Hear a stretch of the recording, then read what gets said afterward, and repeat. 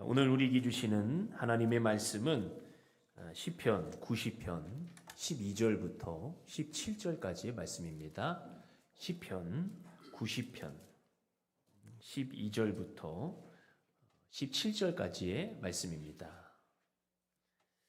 다 잘하신 줄 알고 제가 봉독해 올리도록 하겠습니다. 우리에게 우리 날 계수함을 가르치사 지혜로운 마음을 얻게 하소서. 여호와여 돌아오소서. 언제까지니까 주의 종들을 불쌍히 여기소서. 아침에 주의 인자하심이 우리를 만족하게 하사 우리를 일생 동안 즐겁고 기쁘게 하소서.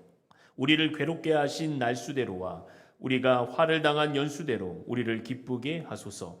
주께서 행하신 일을 주의 종들에게 나타내시며 주의 영광을 그들의 자손에게 나타내소서.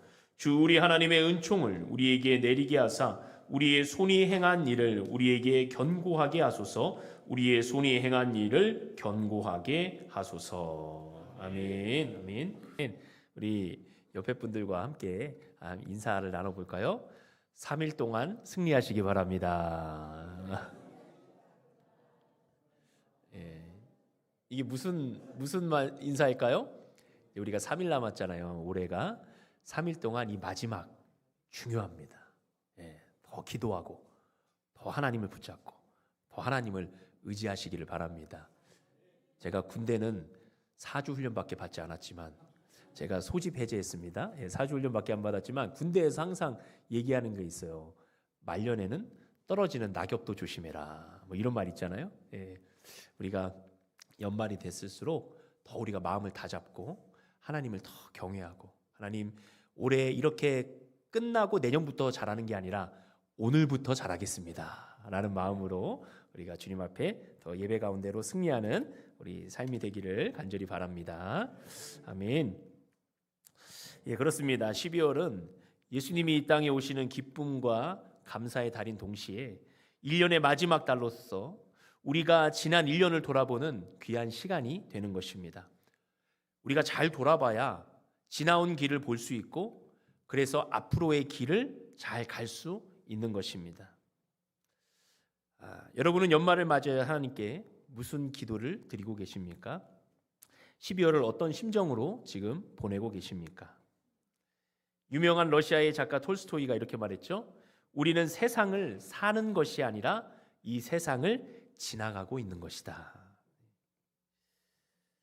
맞습니다. 인생은 나그네 길과 같아요. 영원한 삶, 영원한 천국 본향을 향해서 가는 우리의 삶에서 이 땅은 잠시 지나가는 것과 같습니다. 지나가다 보면 볼만한 구경거리도 있고 또 때로는 피해야 될 것도 있고 위험한 순간들도 있을 것입니다.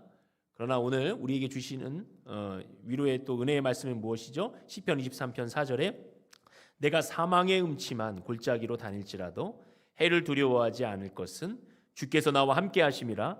주의 지팡이와 막대기가 나를 안위하시나이다. 아멘. 여기서 내가 사망의 음침한 골짜기로 다닐지라도라는 이 다닐지라도라는 단어는 내가 마음대로 아무데나 가도 하나님께서 지켜주신다는 뜻이 아닙니다. 목자가 양을 위해 초장과 물가로 인도하는 그 길은 때로는 반드시 사망의 음침한 골짜기와 같은 위험한 곳을 지나갈 때가 있다는 것입니다.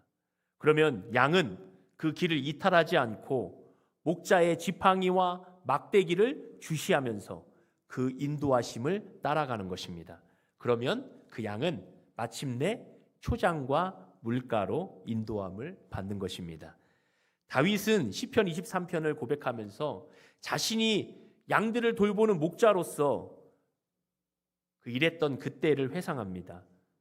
그러면서 고백하죠. 푸른 초장과 쉴만한 물가로 인도하시는 선하신 목자 되신 하나님을 고백하는 거예요. 일반 다른 목자들은 초장과 물가로 인도하지만 우리 하나님은 언제나 푸른 초장과 쉴만한 물가로 인도하시는 선하신 목자가 되는 것입니다. 이 말씀은 궁극적으로 우리가 앞으로 천국의 인도함을 받을 것을 이야기하는 것이기도 하고 우리가 지금 지나가는 이 인생을 하나님께서 보호해 주시고 함께 가신다는 것을 말씀하는 것입니다.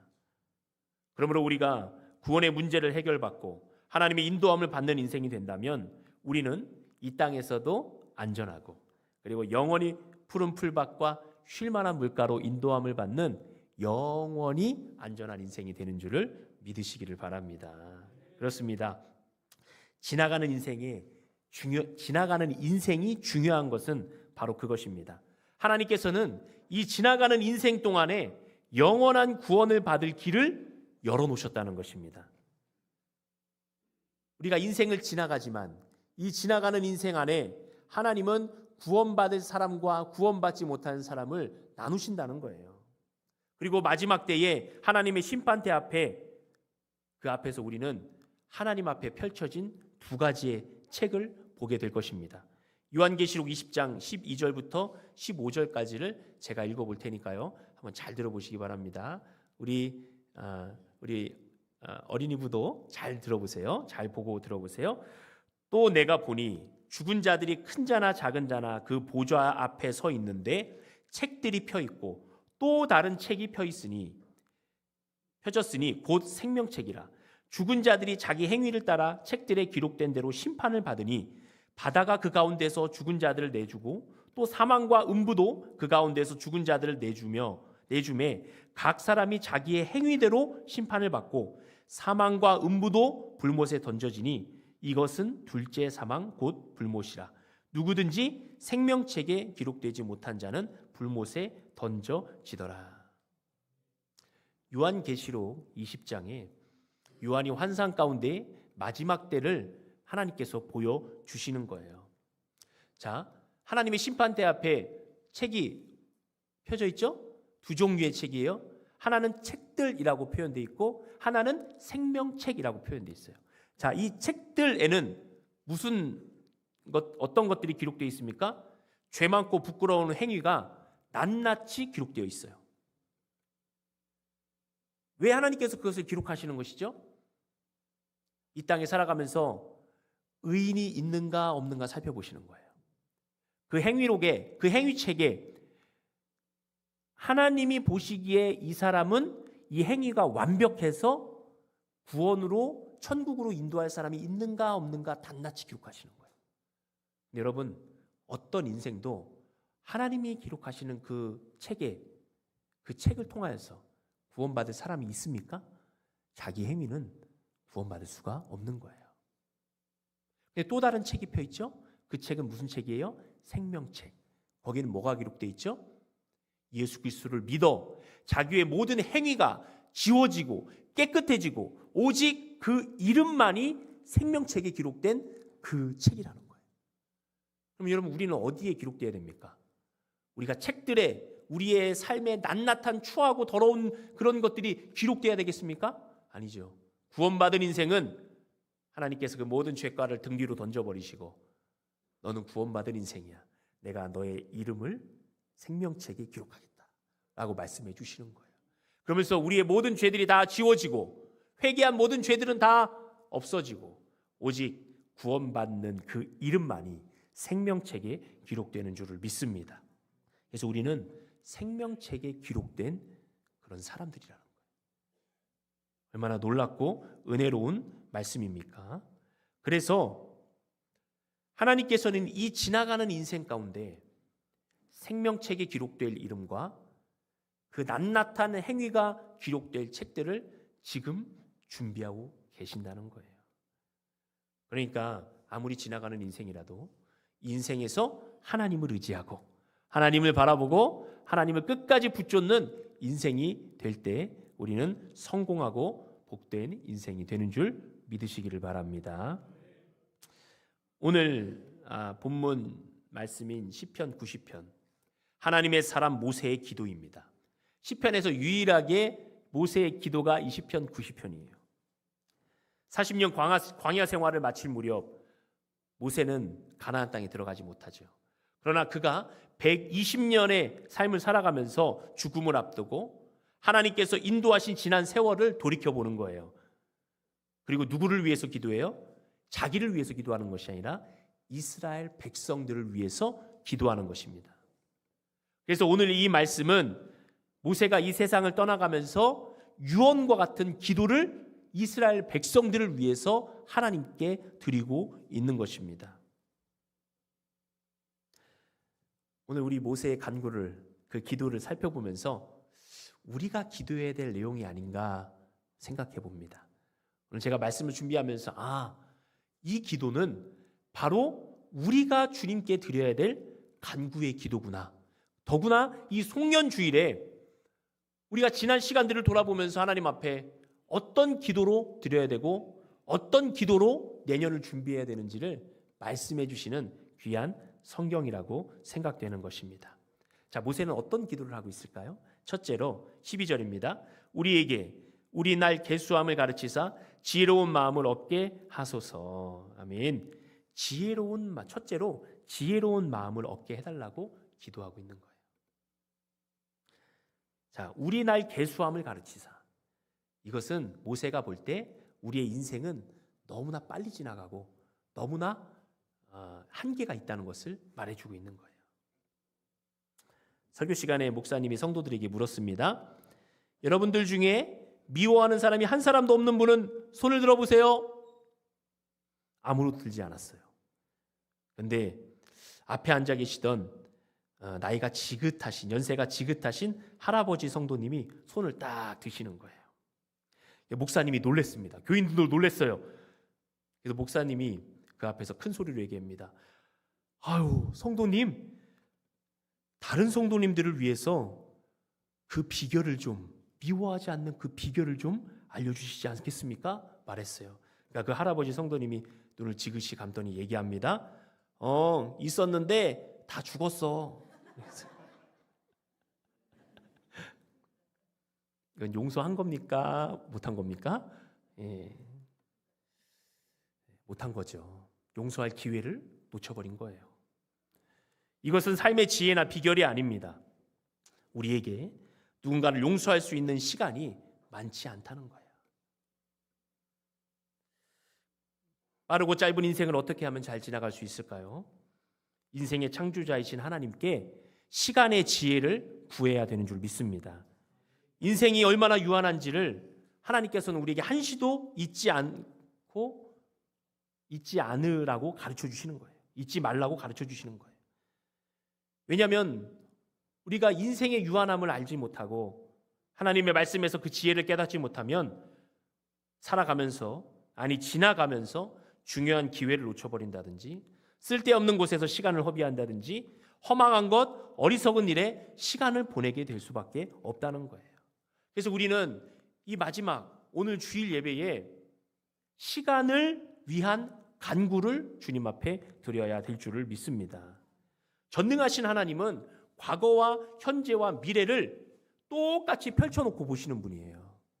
그렇기 때문에 우리 인생의 어느 부분에서 우리가 후회하게 될지를 주님은 너무나도 잘 아시는 거예요. 그렇기 때문에 우리가 시간의 주관자이신 하나님께 우리가 간구를 드려야 될 줄을 믿습니다. 여러분, 세상에서 가장 중요한 금 3가지가 있잖아요. 뭘까요? 첫째는 황금. 황금이 중요하잖아요. 왜냐? 황금 변하지 않기 때문에 중요하잖아요. 지금 금값 얼마나 올랐습니까? 여러분, 많이 올랐죠. 네. 또 뭐가 중요하죠? 두 번째 금? 소금. 여러분, 소금은 무슨 역할을 하죠? 유지해주고 보존해주는 역할을 해요. 그리고 우리 몸에 소금이 부족하면 전해질이 부족해서 심장 박동도 제대로 안 되고 신경이 제대로 운영되지가 않습니다. 마지막 금은 뭘까요? 다 아시죠? 다 아시죠? 역시 지금. 지금. 우리의 인생은 윤회가 아닙니다. 다른 종교에서는 인생이 돌고 돈다고 말해요. 윤회라고 해요. 이번 생이 아니면 다음 생. 그래서 어떤 젊은이들은 말하잖아요. 아우, 난 이번 생은 망했어. 여러분, 이번 생이 한 번뿐입니다. 하나님의 시간은 직선이에요. 알파와 오메가입니다. 시작하신 분도 하나님이시고 끝내시는 분도 하나님이세요. 우리는 그 순간을 살아가고 있는 거예요. 그래서 우리는 지금이 중요한 거예요. 시간의 지혜는 인생의 짧음과 유한함을 알고 하나님이 허락하신 지금의 시간을 하나님과 동행할 수 있다. 이것이 우리에게 복이라는 것을 말씀해주고 있는 것입니다. 나중이 아니라 지금 용서해야 되는 거예요. 나중이 아니라 지금 회개해야 되는 거예요. 나중이 아니라 지금 말씀 보고 지금 기도해야 되는 것입니다. 지금 말씀 보고 기도하면 현재와 미래가 변하지만 말씀과 기도를 뒤로 미루면 현재와 미래는 우리에게 없는 거예요. 과거는 이미 지나버렸고 미래는 아직 오지 않았습니다. 오직 지금만이 하나님께서 우리에게 주신 복된 시간이 되는 것입니다. 그러므로 우리는 시간의 지혜를 구해야 돼요. 하나님, 지금 제가 주님과 동행하기를 원합니다. 지금 예배 시간에 제가 주님을 만나기를 원합니다 하는 마음으로 주님 앞에 나가야 될 줄을 믿습니다. 그래서 모세는 우리 날 계수함을 알게 하시고 지혜로운 마음을 달라고 기도하는 거예요. 자, 그리고 두 번째 14절입니다. 아침에 주의 인자하심이 우리를 만족하게 하사 우리를 일생 동안 즐겁고 기쁘게 하소서. 15절 우리를 기쁘게 괴롭게 하신 날수대로와 우리가 화를 당한 연수대로 우리를 기쁘게 하소서. 자, 모세는 두 번째로 무엇을 기도해요? 우리를 만족하게 하시고 기쁘게 하소서라고 기도하는 거예요. 여러분, 전 세계적으로 집계된 행복지수나 반대로 자살지수를 나라별로, 경제력별로, 남녀노소별로 살펴보면 우리가 일반적으로 예상했던 것과는 수치나 순위가 굉장히 차이가 난다는 것을 보게 됩니다. 왜일까요? 부자 나라는 더 잘 행복할 것 같고 물질이 많거나 또 내 주변이 뭔가 채워져 있으면 행복할 것 같잖아요. 그런데 그렇지 않다는 거예요. 그렇다고 아주 가난하고 소외된 나라가 행복하다는 것은 아닙니다. 그 나라가 행복 지수가 높은 것은 그것은 무지의 결과일 수도 있어요. 모르기 때문일 수도 있어요. 굉장히 상대적인 거예요. 근데 여기서 중요한 포인트는 뭐냐면 행복 지수 그리고 인생을 잘 사는 것은 사람이 만족해야 된다는 것을 알려주는 것입니다. 만족함. 그럼 만족함은 무엇일까요? 만족함은 육신의 단어가 아니라 영에 속한 단어입니다. 영에 속한 속성이에요. 그러므로 인생의 참된 만족은 최고의 만족이 되시는 하나님과의 교제를 누릴 때 얻을 수 있게 되는 것입니다. 육적인 환경이나 조건에서 오는 것이 아니라 영적인 충만함, 곧 하나님과의 관계 가운데서 오는 것이 우리의 삶의 만족이라는 거예요. 여러분, 동물은 배부르면 그것으로 그만입니다. 본능에 충실해요. 배부르면 만족함을 느낍니다. 왜냐하면 하나님께서 그렇게 창조하셨기 때문이에요. 동물들은 너희들은 배부르면 만족해라 라고 하나님께서 창조하신 거예요. 근데 우리 인생은 달라요. 우리 인생의 만족은 하나님께서 생기를 부어 넣으실 때 너희는 영이 만족해야 만족한 인생이 된다라고 말씀해 주신 거예요. 성경에서 근거를 찾아볼까요? 시편 63편 5절입니다. 나의 영혼이 기름지고 찬송함 같이 만족할 것이라. 내가 기쁜 입술로 주를 찬송하리이다. 상황은 어렵고 힘들어도 영이 만족하고 하나님으로 채워져 있으면 그 사람은 그 입에서 찬양이 나오는 거예요. 요한복음 4장 13절부터 14절에 이런 말씀이 있죠. 이 물을 마시는 자는 다시 목마르려니와 내가 주는 물을 마시는 자는 영원히 목마르지 아니하리니 내가 주는 물은 그 속에서 영생하도록 솟아나는 샘물이 되리라. 육신에 붓는 물은 먹어도 다시 목마르지만 하나님의 말씀으로 채워진 우리의 영은 그것을 한번 제대로 먹으면 영원히 만족하고 다시는 목마르지 않는 인생이 된다는 것을 말씀해 주는 것입니다. 하나님의 형상이 깨어진 죄된 인생이 육적으로 참된 만족을 절대 얻을 수가 없는 것입니다. 육적으로 잠깐 부족함이 채워져도 다시 목말라요.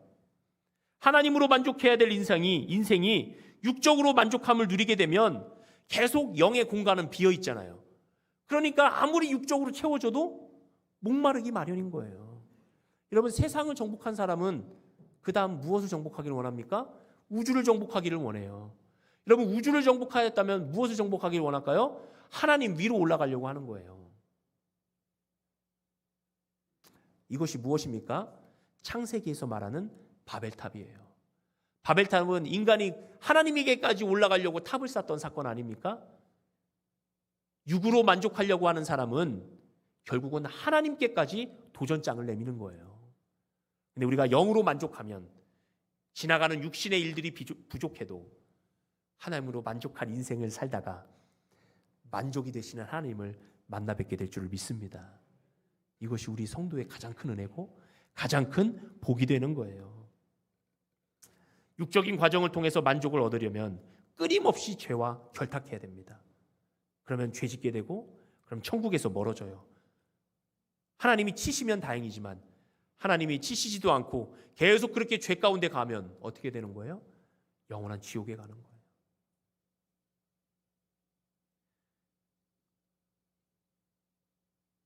오늘 13절 말씀이 괴롭게 하신 날수와 화를 당한 연수를 말씀하고 있죠. 이것은 뭐예요? 하나님께서 그 백성을 바른 길로 인도하게 하시고자 날수를 괴롭게 하셨고 화를 당하게 하신 거예요. 하나님이 우리 인생을 미워서 우리 인생이 싫어서 그런 고난을 주시는 게 아닙니다. 우리를 바른 길로 인도하시고 우리를 천국의 길로 인도하시기 위해서 우리에게 때로는 괴로움도 주시는 거예요. 그러므로 우리는 그것을 선용해야 됩니다. 받아들여야 됩니다. 그리고 믿음으로 우리가 지나가야 되는 거예요. 그러면 하나님께서 우리의 삶을 복되고 형통한 길로 궁극적으로 천국의 길로 인도해 주시는 줄 믿습니다. 사랑하는 성도 여러분, 그러므로 영의 참된 만족 안에 거하시기를 주님의 이름으로 축원합니다. 육적인 만족의 마음을 뺏기지 마시기를 바랍니다. 현재 육신적으로 환경적으로 부족하고 연약해도 하나님을 끊임없이 바라보면 세상이 줄 수 없는 기쁨이 우리 안에서 샘솟게 되는 줄 믿습니다. 그리고 하나님은 반드시 육적으로도 채우십니다. 우리가 채우지 않아도 하나님이 바른 방법으로 채워주시는 거예요. 모세는 이제 마지막으로 17절입니다. 주 우리 하나님의 은총을 우리에게 내리게 하사 우리의 손이 행한 일을 우리에게 견고하게 하소서. 우리의 손이 행한 일을 견고하게 하소서.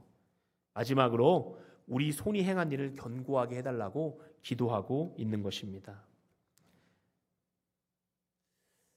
그것도 한 번 구하는 게 아니죠. 2번씩이나 우리의 손이 행한 일을 우리에게 견고하게 하소서. 우리의 손이 행한 일을 견고하게 하소서. 2번이나 반복하고 있어요. 여러분, 성경에서 2번 반복한다는 말은 무슨 말씀일까요? 그만큼 중요하고 강조가 된다는 말씀이에요. 사람은 흔히 생각할 때 내가 최선을 다했으면 그만이지 무슨 기도를 하냐라고 생각할 수가 있어요.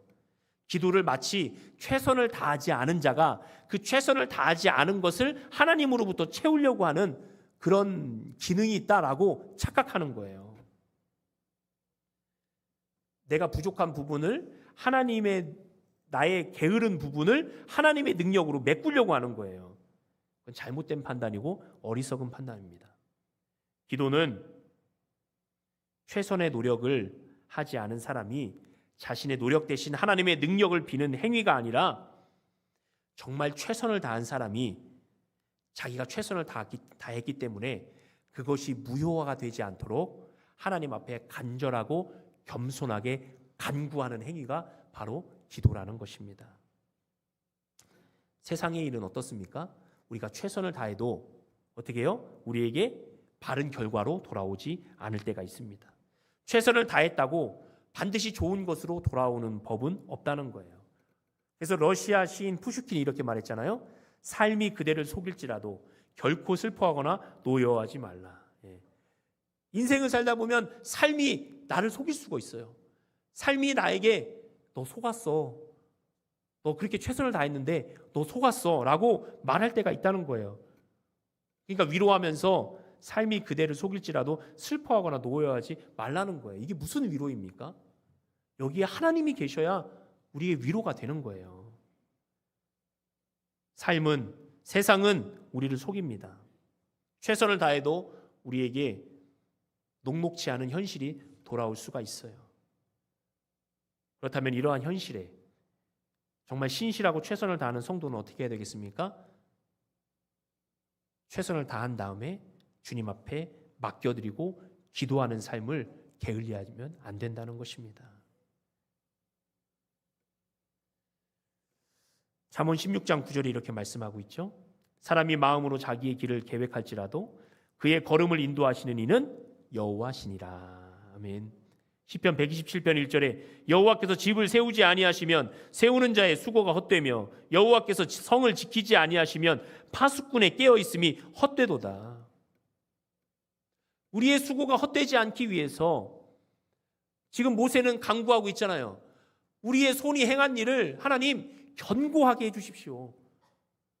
우리의 손으로 수고한 모든 것을 주님께서 지켜주셔야 됩니다 라고 고백하고 있는 거예요. 왜냐하면 하나님이 우리 인생을 너무나 잘 아시기 때문이에요. 너 그 노력의 방향이 잘못됐어. 내가 방향을 좀 틀어줄게. 하나님께서 그렇게 말씀하실 때 순종한 인생은 최선을 다하고 하나님 앞에 영광 돌리는 인생이 되는 거예요. 한 선박회사에서 대형 선박의 엔진이 고장났습니다.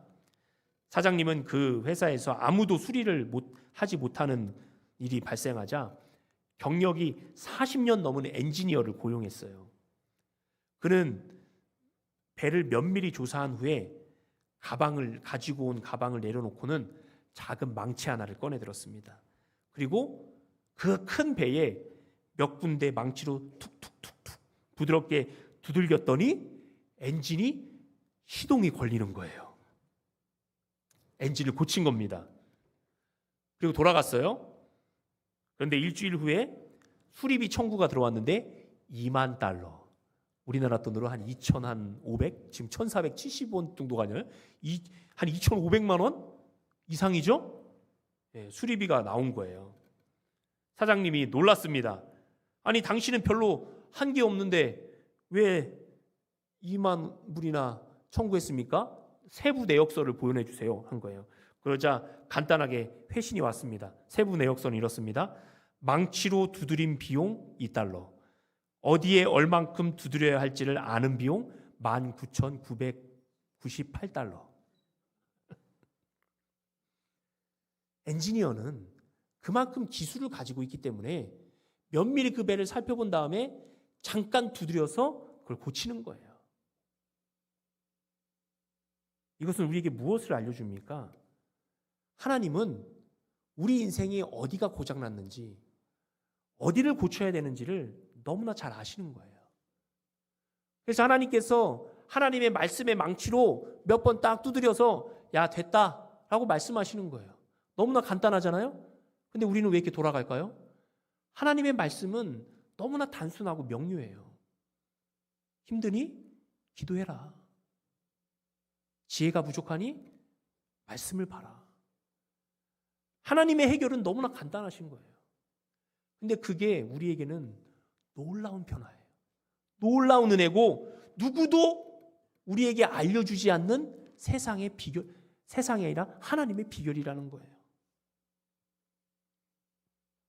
그래서 하나님은 우리에게 삶의 방향을 바꿔주시고 우리 인생이 어디가 고장났는지를 망치로 두드려 주시고 우리가 바른 길을 갈 수 있도록 하나님의 영광으로 인도해 주신다는 거예요. 시편 128편의 1절과 2절은 이렇게 고백합니다. 여호와를 경외하며 그 도를 행하는 자마다 복이 있도다. 내가 내 손이 수고한 대로 먹을 것이라 내가 복되고 형통하리로다. 아멘. 여호와를 경외하며 그 도를 행하는 자마다 그 손이 행한 일을 어떻게 해요? 자기가 먹게 되는 거예요. 오늘 말씀하고 똑같잖아요. 손이 행한 일을 견고하게 하소서. 하나님께서 그 손으로 행한 일들을 지켜주신다는 거예요. 사랑하는 성도 여러분, 올해 어떻게 내가 수고한 대로 여러분에게 다가왔습니까? 만약에 그렇지 못하다면 여러분 기도하시기를 바랍니다. 하나님의 말씀으로 여러분 한번 내 삶을 하나님의 망치로 하나님 두드려 달라고 기도해 보시기 바랍니다. 그리고 말씀에서 지혜를 얻으시기 바랍니다. 그러면은 2025년도에는 내가 수고한 대로 하나님께서 나에게 은혜로 인도하여 주시고 복되게 형통하게 부어 주실 줄을 믿습니다. 그래서 이 세 가지의 기도를 모세는 드리고 있는 거예요. 말씀을 정리합니다. 우리는 인생에 사용 설명서가 있다는 것을 잘 모릅니다. 여러분, 인생의 사용 설명서가 뭐예요? 하나님의 말씀이에요. 우리를 설계하신 하나님이 너무나 잘 아시고 인생의 사용 설명서인 이 성경을 우리에게 선물로 주셨습니다. 이 성경, 인생의 사용 설명서인 이 성경은 우리에게 어떻게 살아가는 것이 지혜로운 삶인지를 분명히 가르쳐주고 있어요. 오늘 모세의 기도를 통해서도 우리에게 가르쳐주고 있잖아요. 말씀과 기도를 통하여 우리는 복된 방향을 응답받게 되는 것입니다. 우리가 연말에 이 모세의 기도를 드려야 될 줄 믿습니다. 첫째 뭐였죠? 날 계수함을 가르쳐 주시고 지혜로운 마음을 얻게 하소서. 둘째, 주의 인자하심으로 우리를 만족하게 하사 기쁘게 하소서. 세 번째, 하나님의 은총을 내려주셔서 우리의 손이 행한 일을 견고하게 하소서. 다시 한번요. 지혜로운 마음을 얻게 하소서, 우리의 영을 만족하게 하소서, 우리의 손에 행한 일을 견고하게 하소서. 여러분, 우리가 주님 앞에 이런 기도를 연말에 주님 앞에 드리면서 하나님, 제가 주님 앞에 쓰임받고 이 지나가는 인생에 주님 앞에 영광 돌리는 인생이 되게 하시고 영원한 천국의 생명책에 기록된 인생답게 살아갈 수 있도록 인도해 달라고, 이런 기도 제목으로 주님 앞에 올려드리기를 주님의 이름으로 간절히 축원합니다. 기도하겠습니다.